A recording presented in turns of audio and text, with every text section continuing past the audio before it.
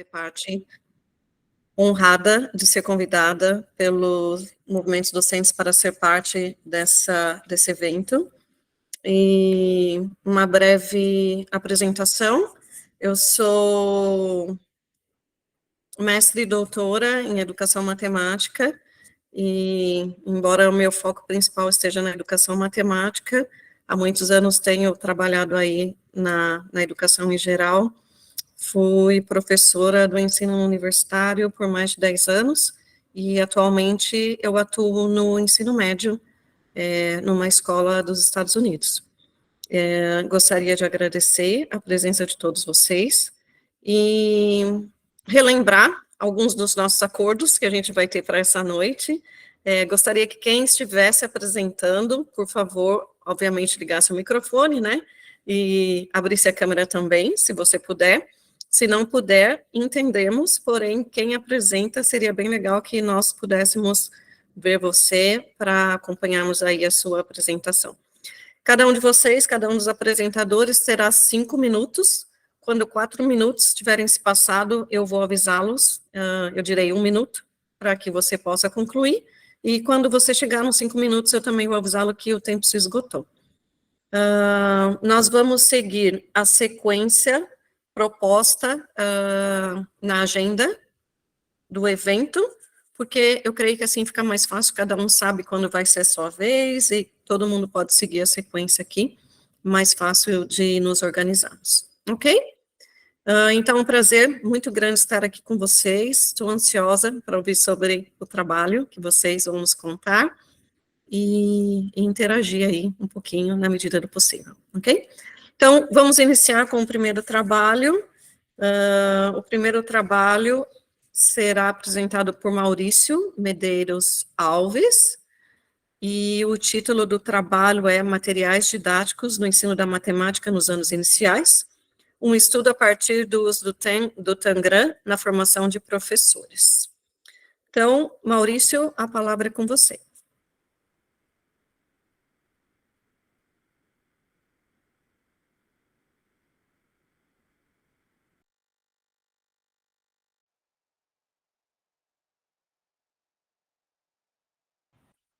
Mais alguns segundos para ver se o Maurício já está aqui conosco.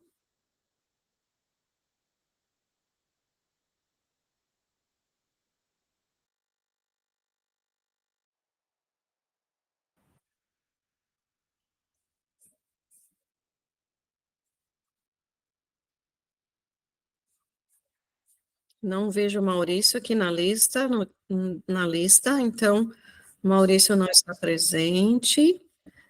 Vamos seguir para o próximo, então, trabalho. Temos agora, então, o trabalho do Éder. Oi, Éder, tudo bem? O trabalho do Éder Borba, que se chama Oficina sobre Canva for Education, para discentes do Programa Especial de Graduação de Formação de Professores para a Educação Profissional. Então, Éder, a palavra é com você, os 5 minutos estão abertos. Perfeito, boa noite, Thelma, boa noite, colegas que nos assistem, boa noite, Charline, que é nossa colega autora também desse nosso relato aqui. É a primeira vez que participamos do Congresso de Movimentos Docentes. Até então não conhecíamos esse evento, e estamos acompanhando e gostando bastante. Aqui o título a Thelma já trouxe, é um pouco grande, mas é uma ação que nós fizemos enquanto projeto de extensão, que é o que nós viemos trabalhando nesses últimos anos, e é esse exemplo que nós vamos trazer aqui. E o nome da oficina que nós trabalhamos era Canva, dos primeiros passos a um conteúdo atrativo. Aqui um pouco do quem somos. Nosso projeto de extensão se chama Compartir, já vou mostrar na sequência. O André, a Charline e eu somos servidores do Instituto Federal Farroupilha, entusiastas do uso de tecnologia na educação. Desde 2017, vamos trabalhando com essa temática.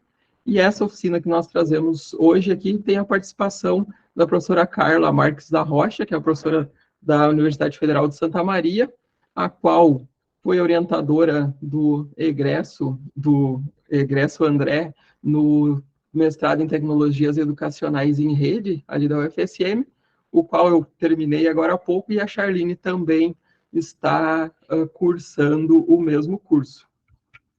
Mas ainda sobre um pouco do quem somos, nós três somos educadores do Canva, nós somos embaixadores do Canva for Education no Brasil, é um grupo de educadores que estão divulgando e compartilhando ações sobre essa ferramenta, e também temos as certificações Google ali. Como surgiu o nosso projeto, surgiu da pesquisa do André, orientado para a professora Carla, que culminou no convite para trabalhar essa oficina, que foi o relato deste caso que nós trouxemos aqui para o evento de vocês. O que nós já fizemos? A gente vem trabalhando extensão dentro do Instituto Federal Farroupilha, atendendo a comunidade da região. Nós somos, o Instituto Federal Farroupilha é no centro-oeste do estado do Rio Grande do Sul, mais para o lado da Argentina, assim, digamos, esse cantinho do Brasil aqui embaixo, e nós atendemos desde a cidade de Santa Maria, Santiago, Canoas, mais cidades aqui do Rio Grande do Sul, com cursos, também oficinas e algumas palestras. Então, aqui a gente trouxe alguns exemplos de algumas ações que a gente vem desenvolvendo nesses últimos anos, e chegamos na oficina que é desse nosso relato, onde foram trabalhadas as principais funcionalidades do Canva com demonstração prática, partindo da apresentação da tela inicial do Canva, mostrando as possibilidades que tem desde do menu, e também 2 cases práticos para mostrar para esses educadores como implementar esses usos. Nós criamos um plano de ensino interativo e aproveitamos na criação desse case mostrar ferramentas como pesquisar, o menu de edição, modelos, elementos, uploads, tradução, molduras também. E num segundo exemplo, utilizamos o quadro branco como ferramenta para atividades educacionais, além de mostrar também as opções de apresentação, remover o fundo de imagem, borracha mágica, a edição mágica, que são as funcionalidades de inteligência artificial que estão sendo, como é que eu vou dizer, ofertadas dentro do Canva for Education. E minuto, Éder. 1 minuto. Perfeito. Após essa oficina, com o intuito de complementar o aprendizado, nós disponibilizamos uma playlist com vídeos tutoriais autorais nossos, para que esses educadores pudessem seguir aprendendo. Também nós trabalhamos na produção de conteúdo para divulgação e incentivo do uso de tecnologias na educação, tanto no Instagram quanto no nosso canal, Compartilhar Edu, do YouTube. E estamos à disposição, e é um prazer enorme trazer esse relato rápido aqui, que a gente compartilha com muita alegria com vocês. Muito obrigado pela oportunidade. Perfeito, Éder. Muito obrigada. Uso muito apropriado do tempo. Parabéns aí pela apresentação do seu trabalho, bem concisa, que pôde nos proporcionar aí uma ideia. E nós vamos passar para o próximo trabalho. Eu gostaria de dizer para vocês, se vocês tiverem perguntas, colocações, se tivermos tempo, ao final, nós vamos abrir para questionamentos. E obrigado, Éder, por respeitar o tempo. E, infelizmente, eu vou ficar no pé de vocês com relação ao tempo, para que todos tenham a mesma possibilidade de apresentação de trabalho e os mesmos 5 minutos, para que não se estenda demasiado, ok? Obrigada, Kleber. Passamos, então, agora para o trabalho da Jéssica Trindade Pereira Duarte, e o trabalho da Jéssica é sobre o uso de situações-problema para desenvolvimento do letramento matemático. Boa noite, Jéssica. Agradecemos a sua presença e fique à vontade.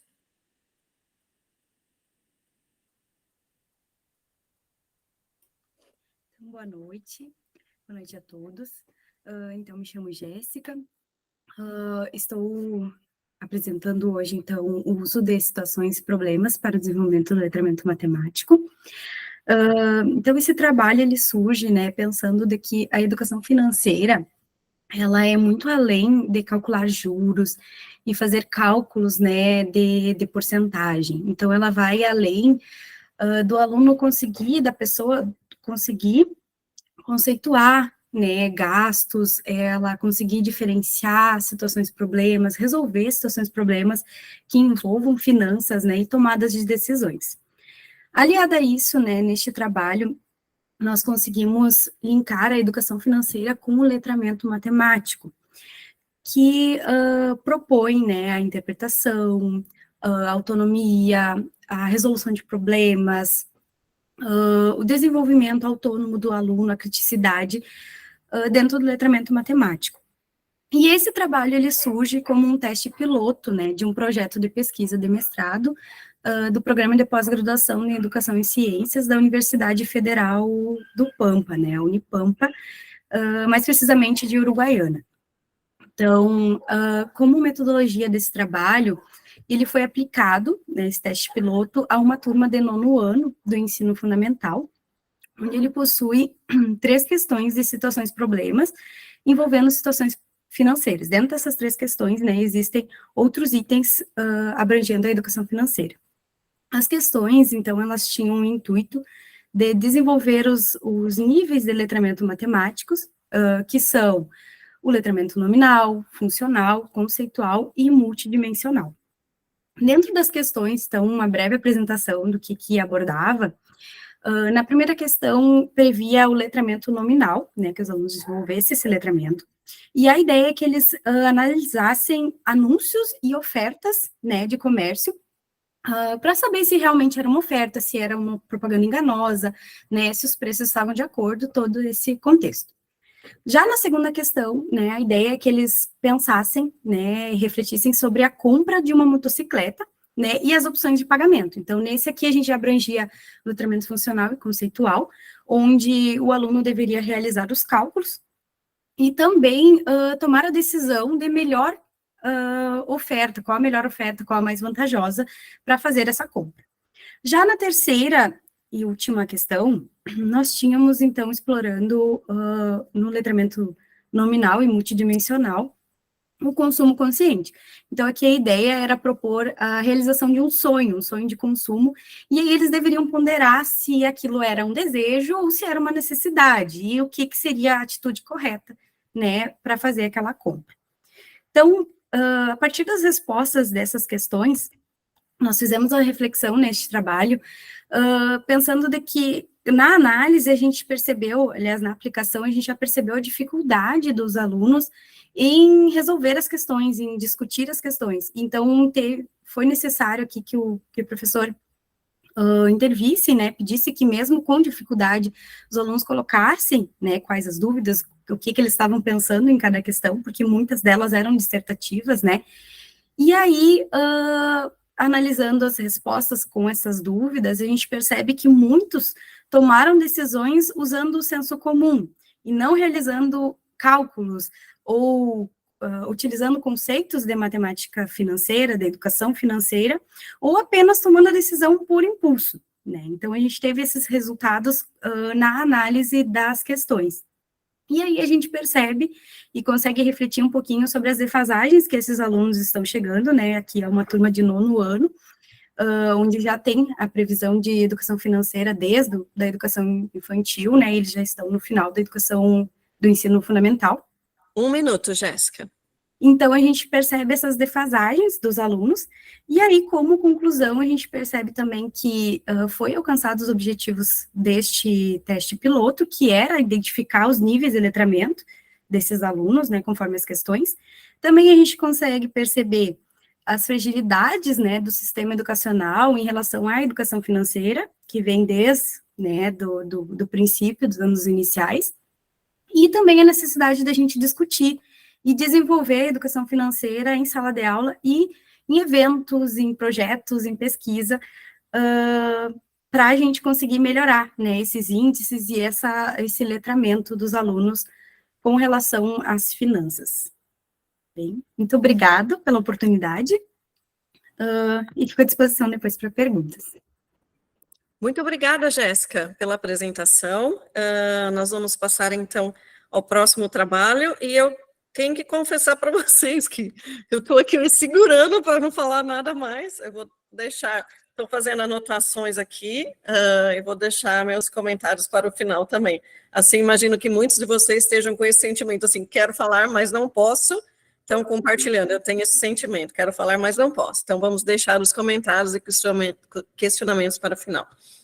Passamos, então, boa noite, Marcilene, para o trabalho da Marcilene Bezerra de Carvalho.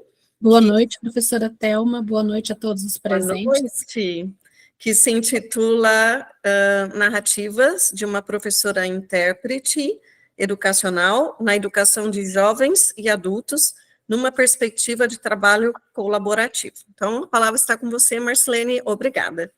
É um prazer estar compartilhando um pouquinho da minha experiência enquanto professora, né, professora da educação de surdos. Boa parte da minha trajetória, 23 anos de carreira, de docência, desses 23 anos, a maior parte foi dedicada à educação de surdos, então eu perpassei por várias etapas e modalidades. E o trabalho na EJA foi uma experiência incrível, né? Um trabalho onde eu pude aprender mais do que ensinar. E esse trabalho, na perspectiva colaborativa, foi um trabalho de resgate desses estudantes surdos, que alguns deixaram a escola muito cedo, por serem oriundos de famílias de baixa renda, precisaram sair da escola para ajudar no sustento da família, outros tiveram a escolarização tardia, e o trabalho na EJA foi justamente isso, trazê-los de volta, trazer um sentido e focar nas potencialidades desses estudantes. No início foi um tanto quanto difícil, porque muitos professores não acreditavam no potencial do estudante surdo. E, na verdade, o que o estudante surdo precisa é a língua, né? É o trabalho com a língua, a mediação linguística.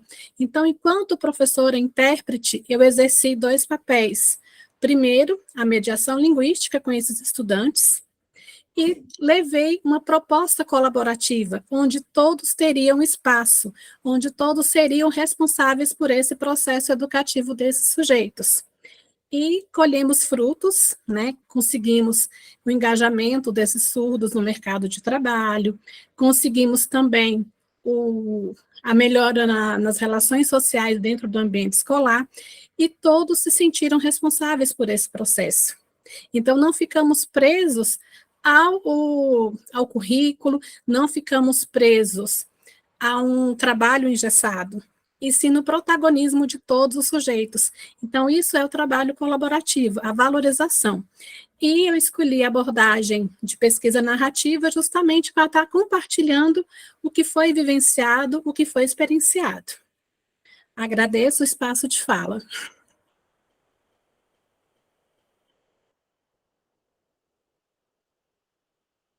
Muito obrigada, Marcilene, pela apresentação concisa e clara. De novo, vou guardar meus comentários para o final. Agradeço. Muito obrigada, nós agradecemos. Passamos, então, para o trabalho de Thaís Vasques Barreto. Não a vejo aqui, mas se alguma outra pessoa do grupo vai apresentar, fica à vontade. Não, creio que não.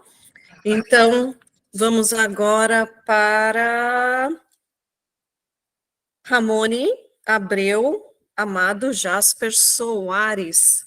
O trabalho que será apresentado pelo Ramone se chama Prática de Ensino em Letramento Literário, com proposta de projeção de mediação da leitura associada a temas interditados. Então, Ramone. Então, boa noite, eu sou a Ramone, eu sou mestranda em Educação pela Universidade da região de Joinville, Univille, né, em Santa Catarina. E o que eu trago aqui é uma experiência de estágio em docência, né? Eu fiz estágio em letras neste ano de 2023, e eu vou simplesmente falar, eu não trouxe slides. O objetivo geral do meu estágio em docência era conhecer os pressupostos do letramento literário com os alunos, né? Então, nós trabalhamos a obra de Hildo Cosson, e dentre os objetivos específicos, nós tínhamos a escolarização da literatura, né, refletir sobre a questão da escolarização da literatura, ponderar sobre quais temas, né, seriam pertinentes trabalhar em sala de aula, temas, obras infantis juvenis, né, quais temas poderiam ser selecionados e apresentados aos alunos. Dentro das metodologias, né, dessas aulas, aulas dialogadas, né, para definirmos melhor os conceitos de letramento e letramento literário. Também trabalhamos principalmente, né, a análise deste livro aqui, ó, Letramento Literário, de Hildo Cosson, Teoria e Prática, certo? Então, trabalhamos todos os capítulos desta obra.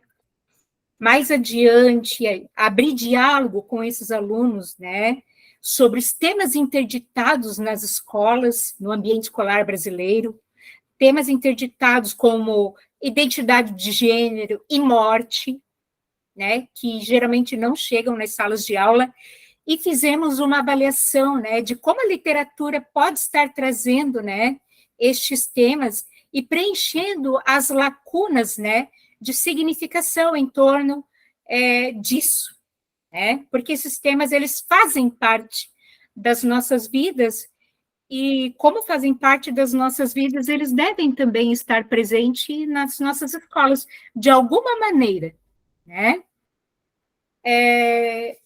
Na sequência, propus que esses alunos, a partir de obras pré-selecionadas por mim, apresentassem, né, obras com marcas desses temas interditados, obras de literatura infanto-juvenis. Então, eles apresentaram em grupos, apresentaram obras de literatura infanto-juvenil como Um Corvo Torto, e esta obra aqui também, Mas Por Quê, né? Mas Por Quê? A História de Elvis, que é um livro de literatura infanto-juvenil, que trata da questão da morte, né?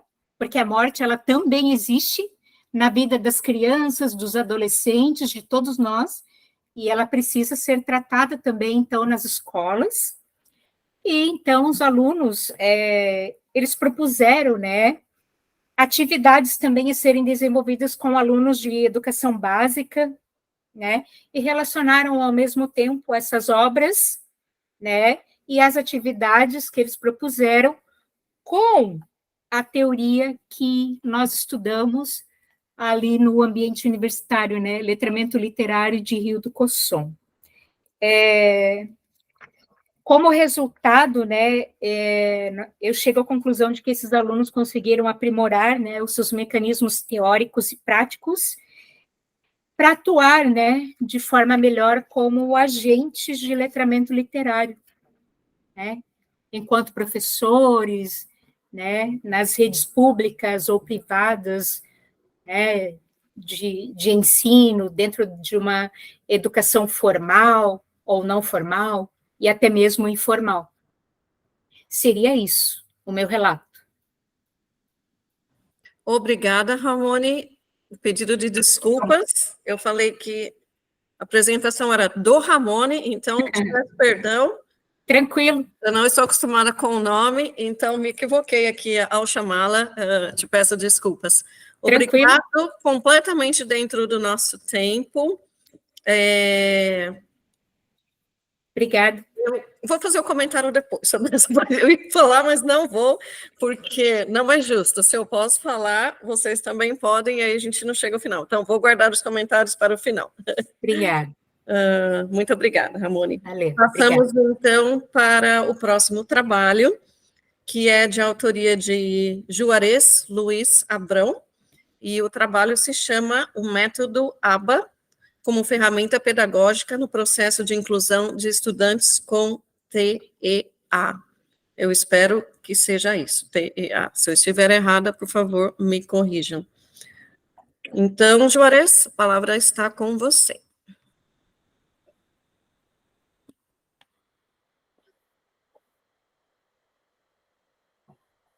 Juarez está na sala, provavelmente apenas não está aqui na nossa tela.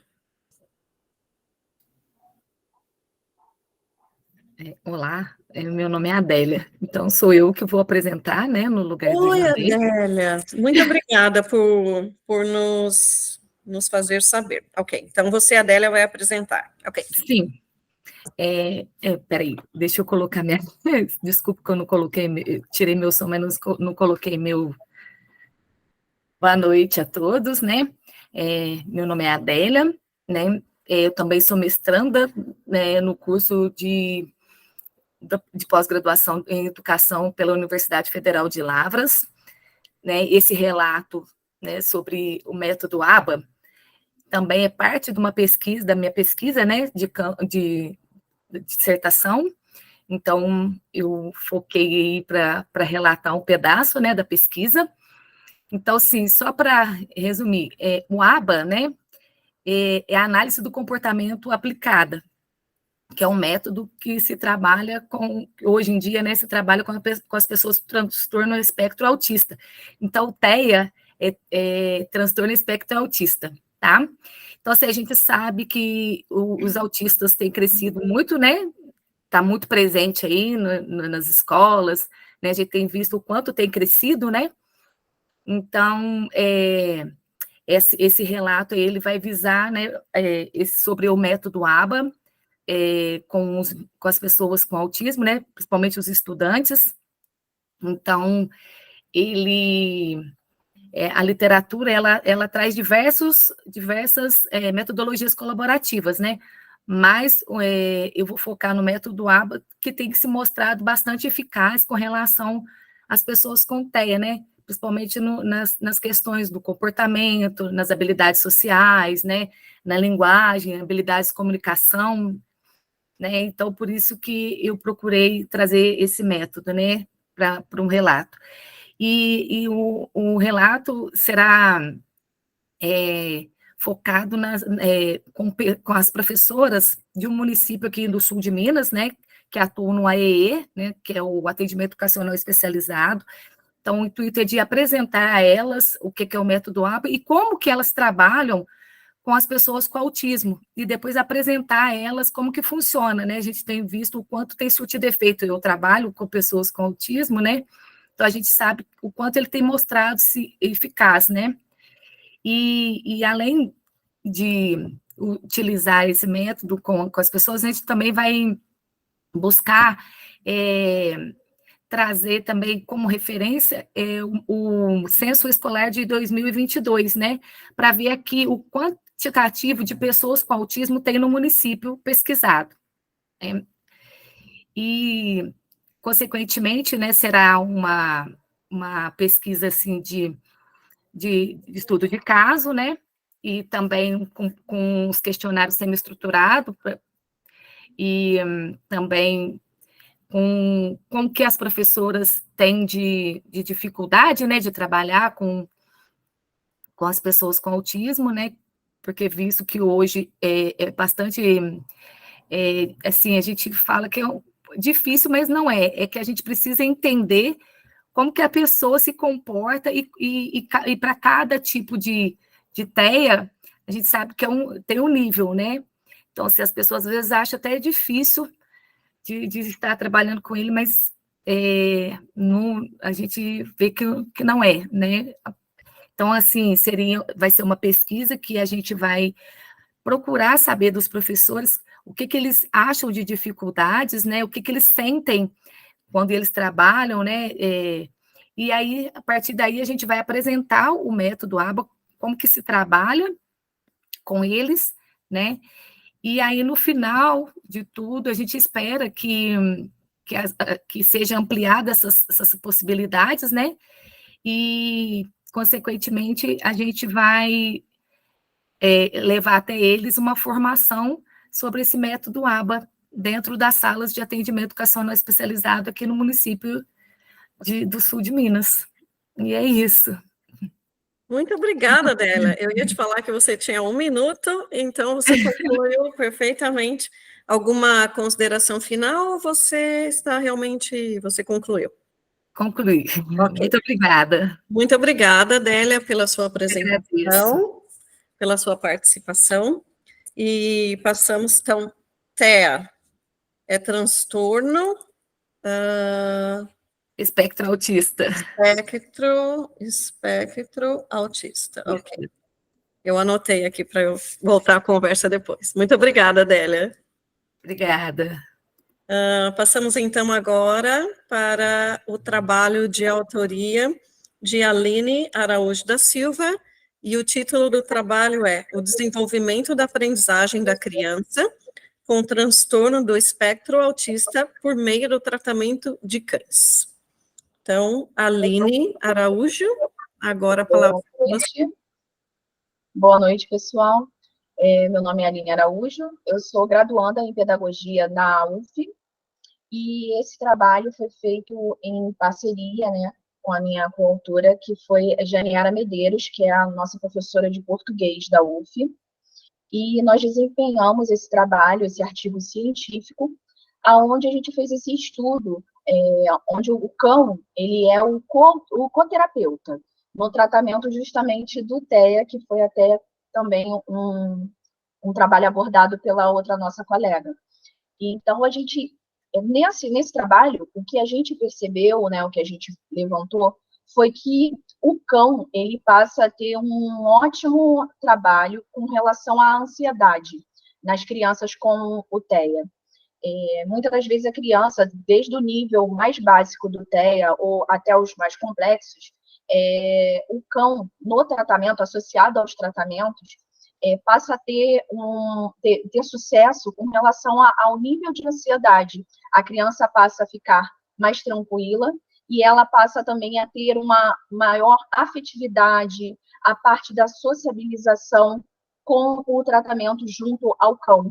Então, o cão passa a fazer essa introdução maior, não só no tratamento, e acaba levando, além das melhor sucesso no tratamento para a criança com TEA, acaba tendo a questão da sociabilização como um todo. Isso na escola, no meio social, a criança ela passa a ter a maior inclusão junto com esse tratamento com os cães. Então, é isso que o nosso trabalho veio abordar, essa questão do aproveitamento desse desenvolvimento das crianças na aprendizagem, onde foi visto isso, que tem um grande ganho na aprendizagem com esses cães ali junto ao tratamento. Seria isso. Muito obrigada, Aline, pela participação e por respeitar o nosso tempo aqui também. Como todos já sabem, nós vamos deixar os comentários e as perguntas para a parte final, para que todos tenham as mesmas oportunidades de apresentação. Nós passamos, então, para o próximo trabalho, que possui vários autores, então vou ler primeiro o nome dos autores e, na sequência, eu anuncio o nome do trabalho, ok? Os autores são Janiele Gama Pontes, que está presente aqui no nosso meeting, que é Karen Roque de Oliveira Lobo, Laísa Raeli Nascimento Ângelo, Sandra Maria de Albuquerque e Sandra Carine Saldanha de Oliveira. Então, o título do trabalho é Práticas Pedagógicas no Ensino de Ciências, um olhar no programa Residência Pedagógica e na Formação Inicial. Então, Janiele, ou apresentadora, fique à vontade.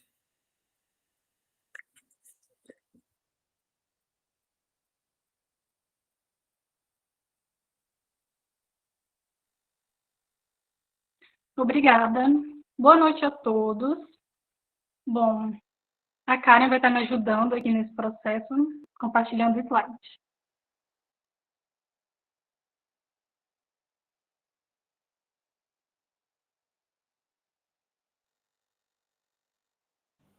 Olha, uma apresentação compartilhada, que interessante.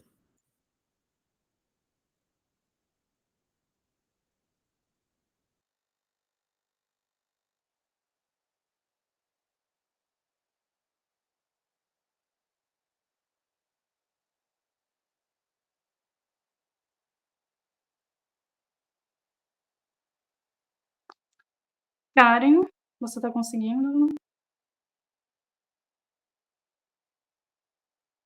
Ótimo.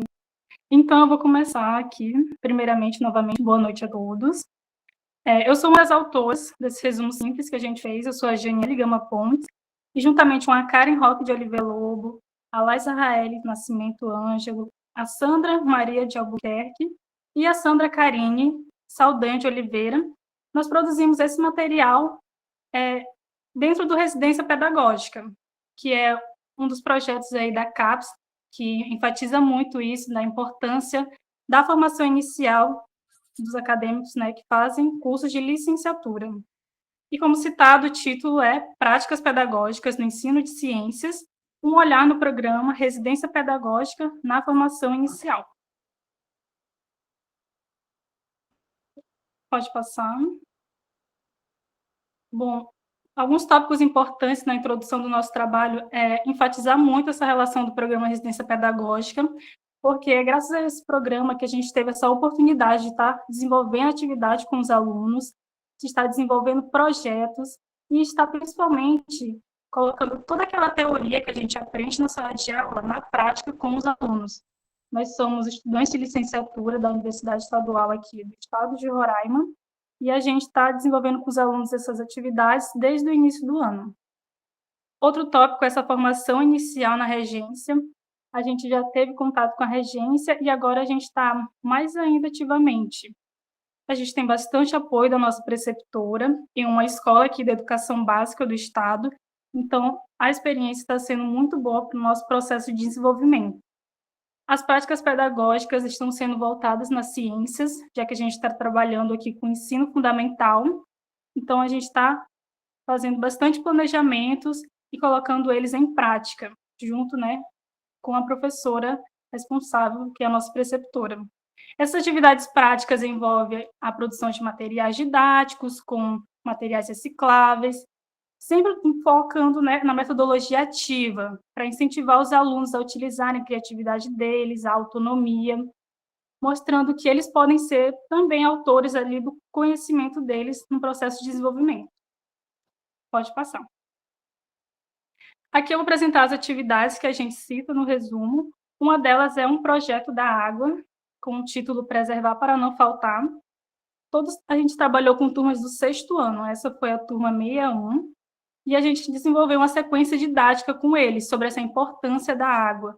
Teve 3 etapas, e a última, a gente levou os alunos para a estação de tratamento de água aqui do estado de Roraima, justamente no Dia Mundial da Água, para eles vivenciarem ali e também colocar em prática tudo aquilo que eles aprenderam em sala de aula sobre a importância de preservar, sobre a importância da reutilização da água e outras atividades. Então, eles foram bem participativos, muitos não tinham conhecimento ainda do que era uma estação de tratamento de água. Então, essa experiência, eu acredito que foi muito proveitosa para eles, como alunos. Pode passar. Outra atividade foi o projeto sobre resíduos sólidos, realizado em 2 turmas, 61 e 62, onde a gente fez uma sequência didática um pouco mais extensa, voltada para essa questão dos resíduos sólidos, envolvendo também a reciclagem, teve palestras, teve oficinas, junto com o apoio do Núcleo de Meio Ambiente, da CAE, que é a Companhia de Esgoto e Águas aqui de Roraima. Então, a gente teve bastante esse apoio deles, que estiveram trazendo palestras para os alunos, enfatizando, né, a importância sobre a reciclagem, sobre o porquê não se deve jogar lixo na rua. E nas oficinas a gente fez a produção de materiais, utilizando todo o material que o aluno trouxe para a escola, que a gente falava para eles, tragam garrafa PET, papelão, e aí, como vocês podem observar, eles produziram muitos materiais, como um jogo de damas com garrafinha com papelão e tampinha de garrafa PET. Próximo. 1 minuto, Janiele. Por fim, teve essa atividade sobre Terra e Universo, que foi uma atividade prática para os alunos colocarem em prática aquilo que eles aprenderam, né? O conteúdo é meio abstrato, então eles fizeram com isopor, coloriram, incentivando a autonomia do aluno. Próximo. Algumas considerações, como ditas no início, né? O programa de residência pedagógica na formação inicial, a vivência em sala de aula, a importância do planejamento, a experiência da teoria na prática, os obstáculos sendo ultrapassados e os resultados positivos, porque a gente sempre consegue tirar algo positivo daquilo que a gente trabalhou com eles. Próximo. Aqui é só algumas referências bibliográficas que a gente utilizou. Próximo. E eu encerro aqui agradecendo a atenção de todos e também por estar participando aqui do Movimento Docentes. Essa é a primeira vez que a gente tem essa oportunidade e eu estou muito grata. Puxa vida, que bom, Janiele. Obrigada por estar aí presentes aqui no evento do Movimentos Docentes pela primeira vez. E parabéns aí pela apresentação compartilhada, tá vendo? Deu certo. E arriscar também é bom. Passamos então, nós é que agradecemos. Passamos então para o próximo trabalho, que de autoria de Leopoldina Alves da Silva Neta Bertaut e de Arthur Maciel de Oliveira Neto. O nome do trabalho é Construção de Materiais Pedagógicos na Educação de Surdo. Então, a palavra está aí com a Leopoldina e com o Arthur, se forem os dois, ou com a Leopoldina. Fiquem à vontade. Boa noite, eu sou Leopoldina Alves, eu sou da MF Roquete Pinto, sou professora da Escola Municipal. O professor Arthur Maciel foi meu orientador do meu trabalho de conclusão de curso. Então, vou começar já a apresentação.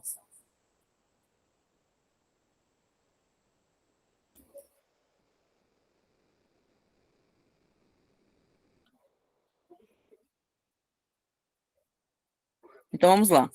Congresso Internacional Movimentos Docente, Construção de Materiais Pedagógicos, Estudante Surdo.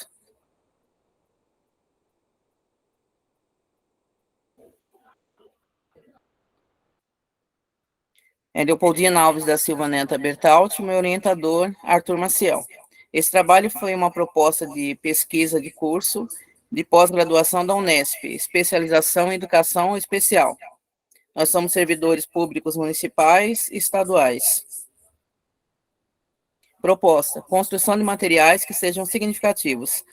É sabido que há necessidade de perceber que a presença da família é uma das formas de externizar os conhecimentos natos do estudante surdo.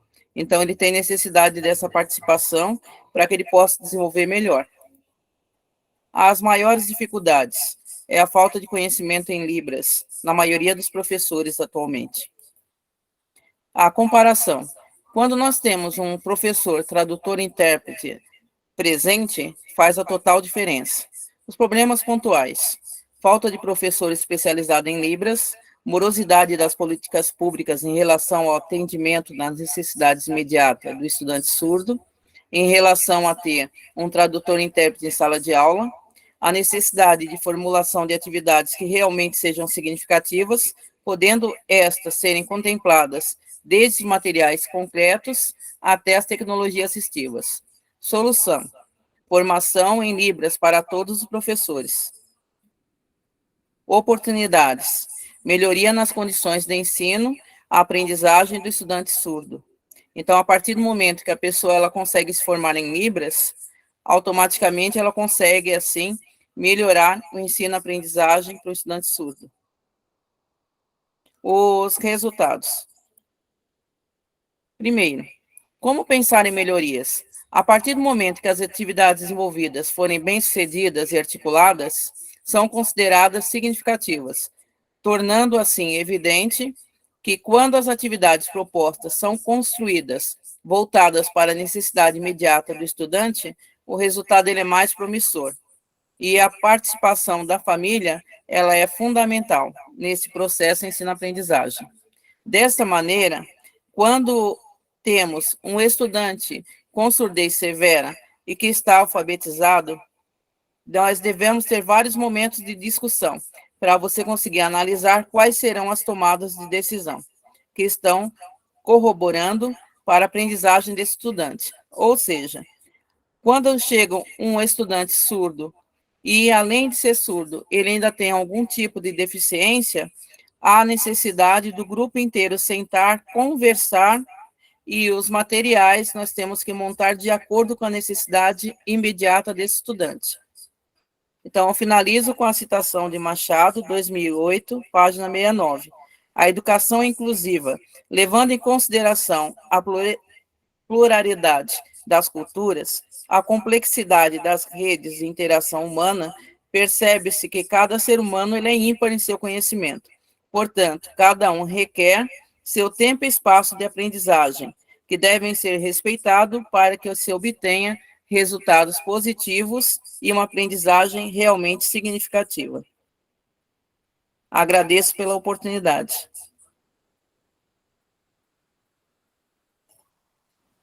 Muito obrigada, Leopoldina, pela apresentação, e deixaremos as perguntas, caso vocês tenham para o final, e toda a interação também.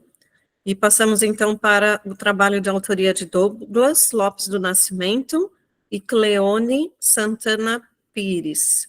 Eu vejo que a Cleone está aqui na sala, e o título do trabalho é A Matemática da Inclusão por meio dos gráficos de barras, um relato de experiência da prática docente. Então, boa noite, gente. Meu nome é Cleone, sou professora do estado de Alagoas. Desenvolvi esse trabalho com o professor Douglas, ele também é um dos professores aqui do estado de Alagoas. Nós somos professores de uma escola estadual, como eu falei inicialmente. Desenvolvemos esse trabalho durante a Semana da Inclusão, que é um evento que acontece anualmente nas escolas públicas estaduais aqui da nossa região. Esse trabalho foi desenvolvido... Desculpa. Esse trabalho foi desenvolvido em uma turma de 7º ano do ensino fundamental, dos anos finais do ensino fundamental, que é uma turma onde tem 4 alunos da educação especial, onde eu sou professora do atendimento educacional especializado e o Douglas é professor de matemática. Dentre esses alunos, nós temos as seguintes especificidades. Alunos com TEA, transtorno do espectro autista, temos aluno com TDAH, temos 2 alunas e uma aluna com paralisia cerebral. São 4 alunos no total, onde 2 têm TEA. Inicialmente, a gente começou a fazer esse trabalho somente para apresentar durante o evento, né? O evento, ele tem o objetivo de estimular e contribuir com o diálogo entre os professores da escola. Então, assim, quando nós desenvolvemos esse trabalho, nós tínhamos o objetivo de trazer a inclusão para a sala de aula, porque nós percebíamos que, ao longo do processo, a inclusão ela não era trabalhada de forma real, né? Trabalhava com a integração, ou seja, o aluno é inserido na sala de aula, mas ele não era incluído efetivamente, ele não fazia parte do todo. Então, nós pensamos na possibilidade de trabalhar a matemática com o objetivo de trazer a inclusão e desenvolver a aprendizagem por meio de um tema que já tinha sido trabalhado pelo Douglas, que foi os gráficos de barras. E durante a aplicação da atividade, nós percebemos que os alunos da sala de aula, os alunos típicos, que são aqueles alunos que não apresentam nenhum tipo de deficiência e transtorno, eles receberam muito bem a proposta. E a partir dessa proposta, nós conseguimos desenvolver algum tipo de início de inclusão desses alunos que eram público-alvo da educação especial, e percebemos que as potencialidades desses alunos foram exaltadas durante o processo. Então, a partir disso, a gente percebeu também que o estímulo do professor da sala de aula comum, junto com a professora do atendimento educacional especializado, ele contribui de forma muito significativa e positiva para o processo de inclusão. Então, assim, no geral, o trabalho, ele teve como objetivo trazer o início do processo de inclusão para a sala de aula. O gráfico de barras, ele foi utilizado como meio acessório, já que ele tinha sido trabalhado anteriormente pelo professor Douglas, e a gente priorizou a participação dos alunos público-alvo dentro do contexto da sala de aula. Como eu disse, foi extremamente positivo os resultados. A gente percebeu que não houve nenhum tipo de resistência em relação aos alunos típicos, eles receberam muito bem a proposta. Percebemos também que o trabalho colaborativo entre eu e o professor da sala de aula comum foi extremamente significativo, até porque, normalmente, os professores do atendimento educacional especializado, que é o meu caso, eles desenvolvem muito as suas atividades de forma solitária. Então, assim, a gente tem esse estímulo de procurar levar, no contexto da comunidade escolar, propostas que realmente tragam um processo de inclusão real. Então, assim, a contribuição, além da contribuição dos professores, a gente levou isso para outros professores, eles ficaram muito animados, ficaram muito felizes com o nosso trabalho. Então, a gente percebeu também que isso desperta também neles essa vontade de trabalhar junto com a gente, né, junto com o professor do atendimento. Assim, a gente ficou muito feliz com todo o processo. Foi um trabalho extremamente simples, mas que os resultados foram extremamente positivos. Então, no geral, é isso, minha gente. Eu agradeço pela oportunidade e pela atenção de vocês. E desculpem a gagueira. Ótima apresentação, Cléo. Foi muito boa, muito clara. Parabéns. Não teve gagueira. Você começou a rir, qualquer pessoa que riu, ri junto. É nervoso, mas você se deu super bem e aí foi apresentado com muita clareza. Parabéns, Cléo. Nós vamos passar para o próximo trabalho da noite de hoje. Um trabalho que possui muitos apresentadores, mas eu vou ler o nome de todos eles e acredito que o nome já aparece no slide para vocês.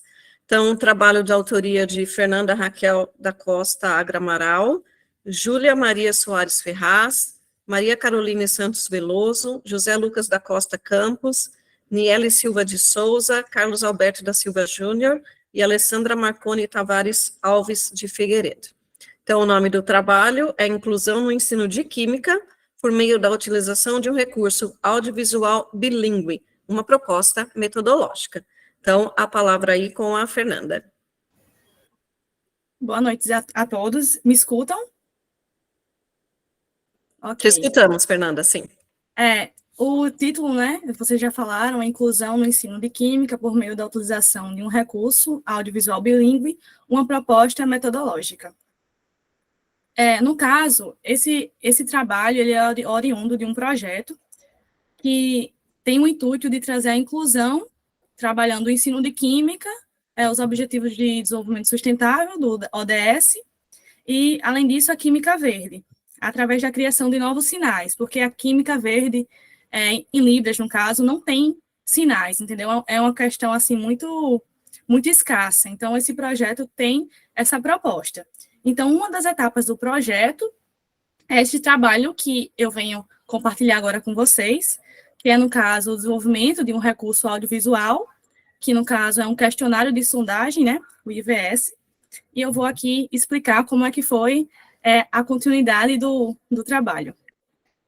Bom, o trabalho ele vai tratar sobre 3 questões, né, que é o ODS 12, que vem da Agenda de 2030, que é uma agenda criada pela ONU, né, que vai falar sobre as questões de ações que possam minimizar os malefícios, as degradações ambientais e fazer com que o mundo consiga almejar, né, um desenvolvimento sustentável. Então, o ODS 12 é um desses objetivos de desenvolvimento sustentável da Agenda 2030, que ela vem com 17 objetivos, né? E esse 12, ele trata do consumo das matérias-primas e o ciclo de vida dos produtos, obtido por meios por questões assim mais sustentáveis, no caso. Gerar um padrão de produção e de consumo que não venha degradar tanto o ambiente. Aí, através dessa perspectiva, também temos a química verde, que ela vai se debruçar sobre estudos e práticas químicas com o intuito de prevenir, reduzir e eliminar reagentes e produtos tóxicos dentro dessas reações químicas. Então, é na questão da produção, né, na questão da matéria-prima, a química verde vai se voltar para essa questão sustentável nesse ambiente da produção. E quando a gente olha para esses dois temas, a gente vê que a química, né? Quando falam muito sobre a química, pensam que a química é uma vilã, né? Porque a química é ruim, a química é tóxica. Só que o ensino de química, ele pode trazer esse outro lado, o lado legal da química, né? O lado sustentável, o lado da produção consciente. Então o ensino, ele se encontra como uma ferramenta de solução de problemas, né? A química, ela soluciona problemas também. Porém, quando a gente olha para a questão, assim, do ensino e para a questão da educação da comunidade surda, a gente vê que não existe muitas metodologias, assim, que ainda é um ambiente bem escasso, sabe? Que precisa de um maior apoio, de uma maior área de estudo, entendeu? Então, a comunidade surda, ela se encontra em desvantagem dentro desses processos de aprendizagem quando comparada aos ouvintes. Então, esse projeto, esse trabalho vai falar sobre essa questão, né? De incluir a comunidade surda nesse processo de ensino-aprendizagem. E qual é o objetivo do trabalho? É efetivar o acesso da comunidade surda em relação ao ensino de química, trabalhando as proposições da Agenda 30, né? A questão da química verde e sustentável e o ODS 12, só que isso voltado para o ensino bilíngue, que é trabalhando a língua, que é a língua mãe, né? A língua mãe da comunidade surda. E esse trabalho, ele vem relatar a criação de instrumento virtual de sondagem, como também a tradução do tal instrumento em Libras, a fim de investigar algumas questões norteadoras sobre a química verde e sustentável e o objetivo do desenvolvimento sustentável 12, tudo isso voltado para a questão da inclusão. 1 minuto, Fernanda. Já? Já. Então, a nossa proposta metodológica, ela foi aplicada no ensino médio, em um curso de controle ambiental, que vai falar muito sobre essa questão de sustentabilidade, e nesse curso tem 3 alunas surdas, sabe? E nisso a gente pensou como realmente criar um instrumento de sondagem que realmente seja inclusivo para essas alunas. Então, veio a questão da aplicação da Libras nesse questionário, entendeu? Então, a gente criou questões investigativas, por exemplo, o que é inclusão? Você conhece a química verde sustentável? E nisso, a gente fez a tradução dessas perguntas para a Libras, usando a língua materna da comunidade surda. E quais foram os resultados? Né? A gente utilizou a ferramenta virtual Google Forms, criou um vídeo, traduziu o vídeo em Libras por um estudante surdo, que inclusive esse estudante ele faz parte do projeto, por isso que é importante citar isso. Então, o nosso trabalho ele resulta em uma metodologia bilíngue de sondagem. Então, a gente está aplicando a Libras. No caso, essas alunas, quando respondem o questionário, elas respondem o questionário através da língua que elas realmente possuem, entendeu? Não é a segunda língua como o português, é a língua Libras, é a língua delas. Então, esse trabalho, ele gerou, de fato, a inclusão dentro do ensino regular.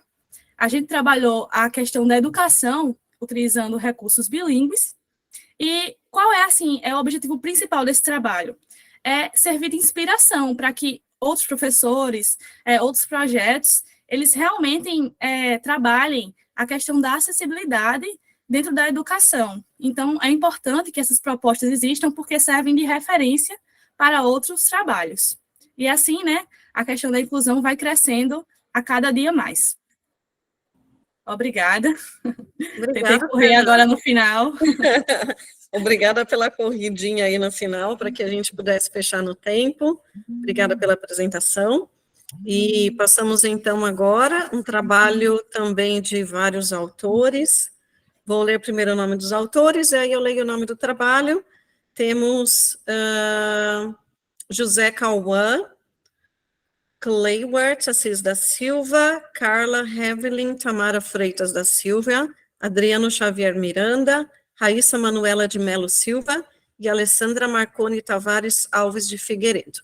O nome do trabalho é Minicurso de Matemática e Calculadora Científica, uma estratégia pedagógica para potencializar o ensino de Química. Então, aí com a palavra o José Cauã. Boa noite, vou começar aqui, já que o tempo é curto. Bom, esse minicurso é importante discutir a interdisciplinaridade entre química e matemática. nas graduações da área de exatas, é muito utilizado o cálculo matemático. E com esse projeto, nossa meta é ajudar em dificuldades futuras que esses alunos terão. E com isso nós pensamos, é necessário que os estudantes do curso da graduação da área de exatas possuam um bom domínio matemático. Para isso, devem desenvolver competências matemáticas com o intuito de amenizar as dificuldades em seus estudos acadêmicos. Nós aqui do curso de graduação de Química, temos muitas dificuldades em utilizar a calculadora científica e algumas noções básicas no começo do curso. Então, para isso foi desenvolvido esse projeto para ajudar no futuro desses alunos. Nossa metodologia foi feita para os alunos do primeiro período, como eu acabei de mencionar. E no primeiro momento, nós utilizamos um questionário de sondagem de forma qualitativa para saber o conhecimento básico deles sobre noções de matemática e calculadora científica. E ao final, utilizamos um questionário final. E esse intuito todo deu-se início com os assuntos de noções básicas de matemática, que foi no nosso primeiro momento, após o questionário de sondagem. E os conteúdos mostrados foram notação científica, unidade de medida e introdução à regra de 3. Já no segundo momento, que foi um dia depois desse, foi o manuseio correto da calculadora, que é estrutura, configuração, comandos básicos e cálculos aritméticos. Mas essa forma qualitativa, ela é uma metodologia menos estruturada, já para obter informações sobre a motivação e o raciocínio dos alunos. Contudo, seria para tirar dúvidas sobre o nível do conhecimento dos discentes. E essa participativa, ela é para fortalecer a aprendizagem dos alunos com uma atuação efetiva deles, ou seja, a participação deles durante enquanto nós ministramos o conteúdo, a participação deles era muito importante para saber onde eles estavam chegando com isso. Dentre isso, a gente foi para a parte dos questionários. Nós analisamos os questionários após todo esse processo todo do curso, do minicurso, perdão, e eu coloquei aqui, no questionário de sondagem, os alunos reconheceram as suas dificuldades em matemática. E aqui estão alguns relatos deles, como minhas expectativas são de conseguir aprender o uso da calculadora e melhorar meu conhecimento de matemática básica. E já em relação à calculadora científica, alguns colocaram que pouco contato eles haviam tido com a calculadora científica, provando que esse minicurso favoreceu a eles no final, com o questionário final, eles deixaram alguns resultados também. Eles colocaram que, em nosso questionário final, os discentes demonstraram estarem satisfeitos com o minicurso. E aqui está mais alguns comentários. Uns colocaram, me ajudou a entender melhor sobre o uso das funções disponíveis na calculadora, mostrou alguns pontos que eu não lembrava e com isso me ajudou muito. E, sim, aprendi muito. A metodologia foi maravilhosa, que foi a qualitativa e a participativa. E, com isso, concluímos que o ensino de Química e Matemática estão interligados, e realmente estão. Nós utilizamos muito cálculos aqui para resolver muitas coisas, e com isso podemos facilitar essa aprendizagem de maneira interdisciplinar e contextualizada. Nós utilizamos em nossos questionários alguns exemplos do cotidiano para facilitar a aprendizagem deles. E, sendo assim, aproveitando os recursos tecnológicos disponíveis. É isso, obrigado por acompanhar até aqui. Obrigada, José Cauã, pela participação dentro do tempo, então, parabéns. Eu gostaria agora de abrir para perguntas. Eu creio que a melhor forma de organização é que todos escrevam as suas perguntas no chat. Se vocês tiverem alguma pergunta, no chat ou no chat, do jeito que vocês quiserem falar, escrevam então as perguntas, se vocês tiverem alguma colocação, alguma dúvida, se vocês gostariam de ter alguma interação com algum dos apresentadores, e enquanto esperamos pelas perguntas, caso haja alguma, eu gostaria de tecer alguns comentários. Então, o primeiro comentário, de ordem bem geral, é assim: a minha alegria e a minha satisfação de fazer parte desse congresso. Enquanto professora, sou professora há mais de 25 anos, e pesquisadora também, então fico feliz de ver aí a apresentação de algumas teses ou dissertações, projetos de pesquisa sendo apresentados. Me enche de satisfação ver como a pesquisa na área de educação tem se desenvolvido, e especialmente nesse congresso, que o que eu creio que é o mais importante dele é que é um congresso de professores para professores. Então, nós que estamos aqui, todos professores, falamos a mesma língua, temos a vivência da sala de aula, então, nós sabemos realmente aquilo que se passa dentro da nossa sala de aula, e eu acho que esse é um espaço de discussão muito importante. O evento, como vocês todos sabem, é internacional e conta este ano com a participação de 25 mil pessoas. Então, um evento, assim, imenso e com uma variedade incrível de temas, e alguns deles foram abordados na noite de hoje. Parabéns a todos os apresentadores, antes de eu chegar nos comentários mais específicos dos trabalhos, que tiveram a capacidade de sintetizar anos de pesquisa, ou anos de trabalho, ou anos de leituras, em apenas 5 minutos. Isso é um exercício muito grande de síntese, e todos vocês se saíram muito bem, então, parabéns pela apresentação clara e objetiva de cada um de vocês. Para alguns de vocês aqui na primeira vez nesse congresso, né, espero que vocês retornem nas outras vezes. Eu estava 2 anos atrás, ano passado eu não pude participar, mas me alegra muito ver o desenvolvimento dos trabalhos. Enquanto as perguntas não aparecem, né, se vão aparecer, deixa eu fazer alguns comentários, coisinhas que eu anotei aqui. Então, alguém estava falando aí de trabalho de tecnologia na educação, que é apaixonado por tecnologia na educação. Essa é a minha paixão também, uso de tecnologia na educação, e quer seja na educação matemática, né, que é a minha área principal de pesquisa, ou na educação em geral, eu sempre acreditei no potencial da tecnologia, e eu falo assim, que o meu interesse por essa área, eu falei, nossa, estou ficando velha, né? Começou em 1993, então, nem quero fazer a conta para saber de quantos anos atrás foram isso, e alguém falou aí que já há alguns anos se interessa. Em 1993, na universidade, só para os mais jovens terem ideia de como funcionava, a gente tinha um lugar, uma área que era chamada polo computacional. Esse polo computacional tinha 2 ou 3 salas, na universidade pública isso, tinha 2 ou 3 salas com computadores, e os e-mails chegavam apenas para os coordenadores do polo computacional. Então, se você recebesse algum e-mail, você tinha que bater lá na porta do coordenador para pegar o seu e-mail, que ele te dava impresso, e aí, se você quisesse responder, era um outro processo, e etc. Só para dizer que, como a tecnologia avançou nesses anos, né, e como essa questão ainda continua sendo discutida, e se faz ainda muito pertinente. Gostaria de dar uma comentada geral na abrangência dos temas, diversidade dos temas, que torna a nossa discussão também muito interessante. Tivemos trabalhos sobre o uso da tecnologia na educação, relatos de trabalhos de extensão, educação financeira na tomada de decisões. Como professora de matemática, essa é uma das coisas que eu tenho pensado bastante, trabalhado com meus alunos a questão da educação financeira, e como foi falado na apresentação do trabalho, apesar de tudo isso, eles ainda tomam decisões apressadas, decisões com base em comentários, e não avaliam a parte financeira.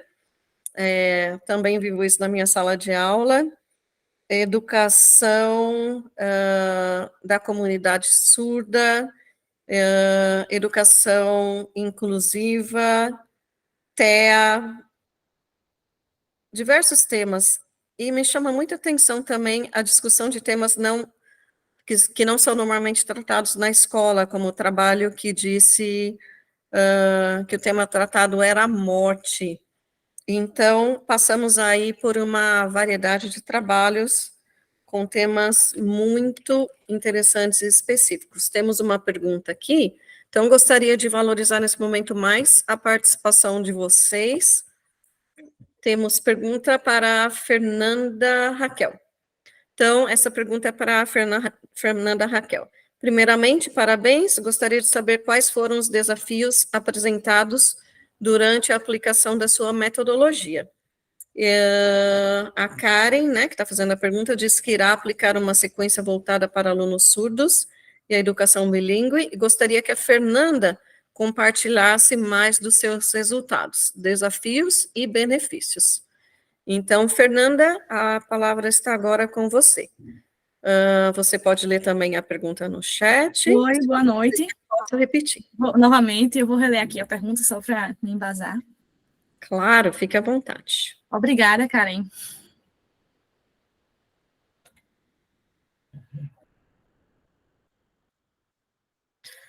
Nossa, é muito desafioso, né, trabalhar com essa questão da inclusão. Eu mesma, eu acho difícil, mas assim, quando a gente vê o resultado, né, é muito engrandecedor.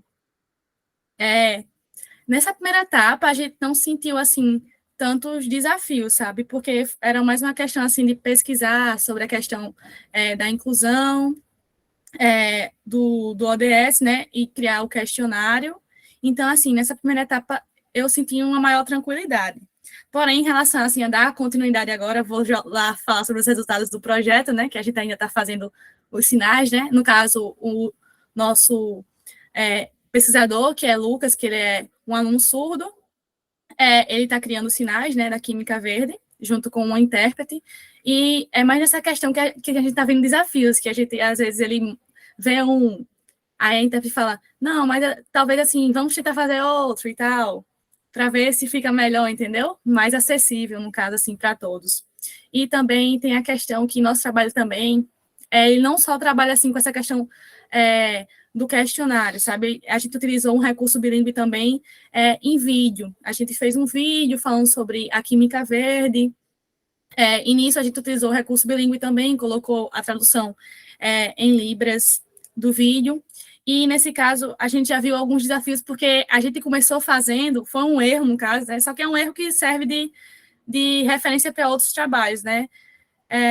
A gente começou fazendo ele a partir da comunidade ouvinte, no caso, eu e os outros pesquisadores, e depois a gente tentou colocar já a parte da tradução em Libras. E nisso foi difícil, porque a gente viu que depois a sincronia não ficou legal.